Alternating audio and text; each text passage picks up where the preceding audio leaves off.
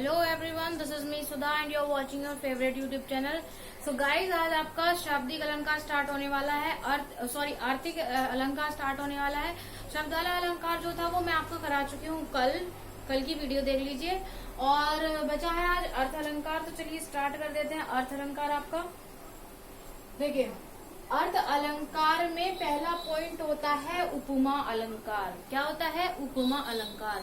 सबसे पहली बात तो ये कि आपको ये समझना पड़ेगा कि उपमा है क्या। कहते हैं ना, किसी चीज की उपमा करना, किसी चीज का अर्थ व्यक्त कर देना। तो अर्थ व्यक्त करने से मतलब क्या होता है? या तो किसी का कंपैरिजन देना उपमा में। देखिए कैसे, जब काव्य में समान धर्म यानी कि एक जैसे जिसके धर्म होते हैं के आधार पर एक समानता या तुलना अन्य, मतलब कि एक जैसी, मतलब दो चीजें हैं उनकी आपस में तुलना की जा रही है, कंपैरिजन किया जा रहा है, तो वहां पर क्या होता है? उपमा अलंकार होता है। ठीक है, जिसकी उपमा दी जाती है यानी कि जिसके साथ आप कंपैरिजन करते हैं उसे उपमेय कहते हैं, और जिसके लिए आप उपमा करते हैं उससे अपोजिट वाला उसे उपमान कहते हैं। अभी आप समझे, उपमेय वो जो जिसके साथ आप तुलना कर रहे हैं, और उपमान वो जिसकी आप तुलना कर रहे हैं। जैसे कि उदाहरण में देखिए, मुख मयंक सम मंजू मनोहर। मुख को आप अच्छे से जानते हैं, चेहरे की उपमा की जा रही है, और मयंक यानी कि चंद्रमा से उसकी तुलना, यानी कि किसी के मुख की तुलना चंद्रमा के साथ की जा रही है। तो यानी कि मान लीजिए यहाँ पर किसी का चेहरा है, बहुत सुंदर है, और यहाँ पर चंद्रमा है। आपने इनकी उपमा की है किसके मुकाबले में? चंद्रमा के मुकाबले। तो ये उपमेय हुए और ये उपमान हुए। ठीक है, और समान दर क्या है? मनोहर, कि दोनों ही क्या करते हैं? हमें आकर्षित करते हैं। चंद्रमा भी और जो चेहरा आपको अच्छा लग रहा है वो चेहरा भी आपको अट्रैक्ट कर रहा है। ठीक है, दूसरा पॉइंट क्या हुआ? रूपक अलंकार। देखिए, रूपक अलंकार इसका अपोजिट है। सही है, अपोजिट है, इसीलिए मैंने ये दोनों एक साथ लिखे हैं। इसमें आप जिससे तुलना कर रहे हैं वो क्या है? उपमेय, और जिसके साथ आपने तुलना की है वो है उपमान। ठीक है, ये कहता है रूपक का अर्थ होता है एकता। ठीक है, यूनिटी, एकता। रूपक अलंकार में पूर्ण समाय होने के कारण प्रस्तुत में अप्रस्तुत का आरोप कर अभेद की स्थिति को स्पष्ट किया जाता है। आप इसको नहीं समझ पाएंगे, इतना आपको समझ में आया?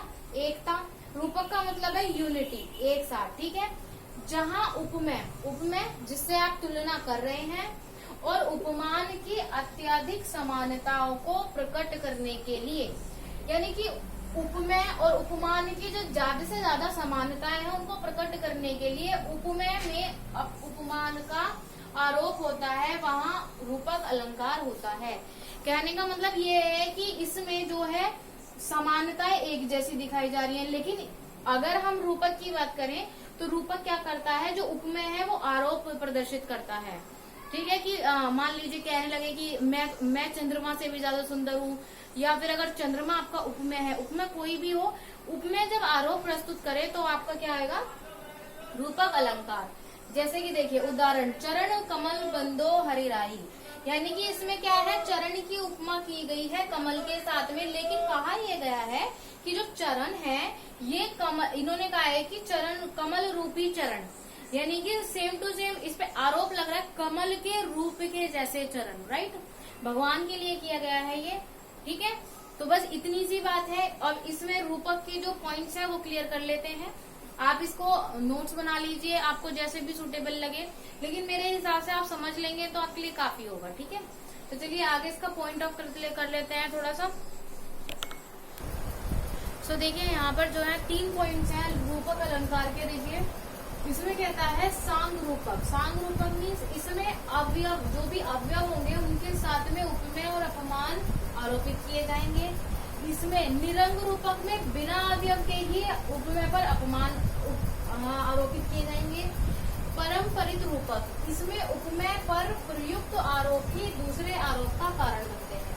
ये 3 पॉइंट है, ये रूपक में ही आते हैं। रूपक मतलब ये याद करने की जरूरत नहीं है, ये नियम है जो रूपक में आ सकते हैं। अगर आ जाए तो आप कैसे पहचानेंगे वो बात मैं आपको इसमें बता रही हूँ। इसमें अवयव के साथ में उपमेय पर उपमान आरोपित किए जाते हैं। उपमेय और उपमान में तो आपको कोई प्रॉब्लम नहीं होनी चाहिए, लेकिन इसमें बिना अवयव के ही उपमेय पर उपमानीय आरोप लगते हैं, यानी कि जिससे आप तुलना जिसकी कर रहे हैं उसके आरोप जो है बिना किसी अवयव के लगना क्या है, निरंग। अब अवयव क्या है, मतलब किसी कारण, बिना किसी कारण के, ठीक है। परंपरित रूपक, इसमें उपमेय पर प्रयुक्त आरोप ही दूसरे आरोप का कारण बनते हैं, यानी कि दोनों पर आरोप होते हैं और वो जो आरोप होते हैं ना एक दूसरे के, वो ही व्यक्त कर जाते हैं, ठीक है। लास्ट पॉइंट है उत्प्रेक्षा अलंकार। उत्प्रेक्षा अलंकार का मतलब देखिए क्या है, किसी वस्तु के संभावित रूप की उपेक्षा करना। संभावित क्या होता है, मतलब कि किसी चीज की हम संभावना अगर कर रहे होते हैं वो होती नहीं है, लेकिन उसकी हम संभावना कर बैठते हैं, ठीक है। तो इन्होंने कहा है कि प्रस्तुत में उपमान, यानी कि मान लीजिए कोई भी चीज है, अर्थात अप्रस्तुत की संभावना। मान लीजिए अभी हमारे सामने कूलर है हमारे पास में, ठीक है, तो हम क्या कहते हैं, यार गर्मी इतनी होगी, एसी होना चाहिए था, ऐसी गर्मी के लिए तो एसी होना चाहिए था। तो कहने का मतलब ये है कि जो है उसके रहते हुए हम ऐसी चीज वस्तु की उपेक्षा कर रहे हैं जो हमारे पास नहीं है, जो संभाविक है, हो भी सकती है नहीं भी हो सकती है, ठीक है। तो वो क्या है, उत्प्रेक्ष अलंकार है, ठीक है। अब देखिए कैसे, सोहत ओढ़े पीत पट, सोहत ओढ़े पीत पट, श्याम सलोने गात, मनहु नीलमणि सैल पर अपितु प्राय प्रभात। इन्होंने श्री कृष्ण का वर्णन किया है। इन्होंने कहा है कि जो श्री कृष्ण का जो सांवला सरोवर रूप है, ये देखिए श्याम सलोने गात, गात भी शरीर, जो श्याम का सलोना शरीर है उसकी तुलना की गई है, यानी कि उपमेय हो गए हैं ये। उपमेय किससे की गई है, नीलमणि पर्वत से, कि उनका गात ऐसा लगता है कि जैसे नीलमणि पर्वत, यानी कि ये उपमान है, राइट। लेकिन संभावना किस चीज की कर रही है, ये पीत पट यानी कालीन धूप, सांवली चटक कालीन धूप की इन्होंने क्या की है, संभावना की है शाम के सलोने शरीर से। सो गाइस, अगर आपको जहाँ पर संभावना दिखती है एक चीज होने के बाद भी उसके बढ़कर या उससे कम की चीज पर अगर संभावना दिखती है, तो आप समझ जाइए कि उत्प्रेक्षा अलंकार है।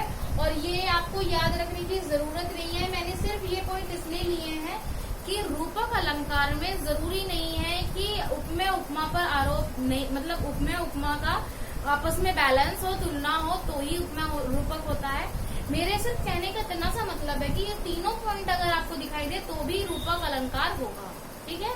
तो अगर आपको ये समझ में नहीं आया है तो फिर से मैं एक बार बता दूं, उपमेय और उपमान ये दोनों आपके समझ में आ गए हैं कि ये इन दोनों की तुलना, इसकी तुलना अगर हम इससे कर रहे हैं तो ये क्या है, उपमेय है, ये उपमान है, राइट। ये रूपक अलंकार हो गया, ठीक है। अभी फर्स्ट पॉइंट में आता है कि अगर इस पे जो ये जो आरोप है, इन्होंने कहा अवयव के साथ, मान लीजिए इसकी कोई गुण है इसका, ठीक है, वो गुण उसके अंदर नहीं है दूसरे वाले के अंदर, तो वो आरोप है कि उसके अंदर ये गुण नहीं है सॉरी। तो ये वाला सांग रूपक हुआ, ठीक है। निरंग रूपक क्या होता है, इसमें भी कोई गुण नहीं है, इसमें भी कोई गुण नहीं है, लेकिन फिर भी इन दोनों की तुलना की जा रही है, तो ये क्या है, निरंग। परम प्राप्त होता है कि इन दोनों की आपस में ही, मतलब दोनों में ही गुण है और उन गुणों को बैलेंस करा जा रहा है, तुलना की जा रही है, वो क्या आपका रूपक अलंकार है। ये आपको समझाने का मेरा मतलब था, ये याद रखिए, मत रखिए, कोई मतलब नहीं है। 10th के कोर्स में इतना ही है, तो चलिए इसको आज खत्म कर देते हैं। कल से नया चैप्टर और नया सब्जेक्ट लेकर आ रही हूँ मैं।